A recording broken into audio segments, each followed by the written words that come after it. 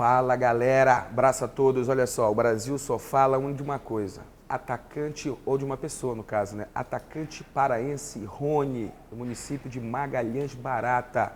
Quem não conhece a história do Rony, vou contar para vocês. O Rony veio do interior, veio morar na capital para tentar o futebol, desistiu quando estava nas categorias de base do Clube do Remo, foi trabalhar de assistente numa oficina de moto.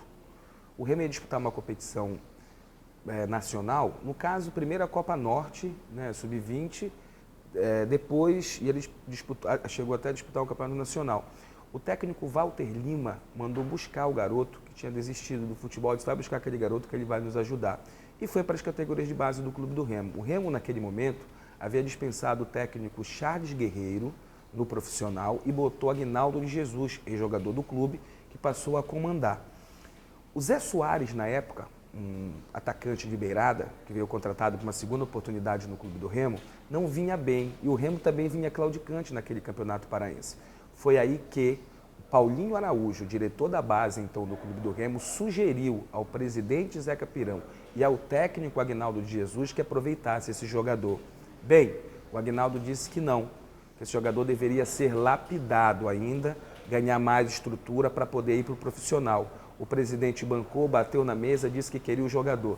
No primeiro treinamento coletivo, ele deu um balãozinho, um avião, no zagueiro Max. O Fabiano, na época goleiro do Clube do Remo, sai do gol, ele mete por cima e faz o gol no coletivo. Foi relacionado para a partida seguinte do Clube do Remo no profissional, entrou durante a partida, fez o seu primeiro gol e daí saiu fazendo o gol, virou titular da equipe. O Remo devia parte de salários para ele já com o presidente Pedro Minoa. O seu empresário negociou com o Clube do Remo e vendeu os direitos federativos para o Cruzeiro.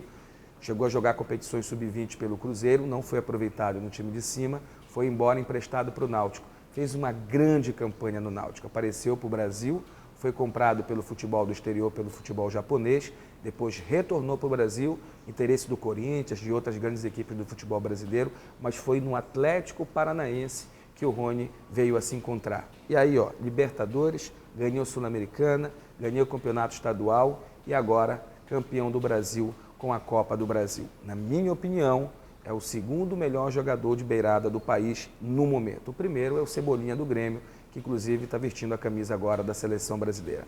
Parabéns o Rony, garoto humilde, evoluiu muito, não só dentro de campo, como fora dele, quando era tímido, se escondia das câmeras, dos microfones, e hoje tem dado baitas e belas entrevistas.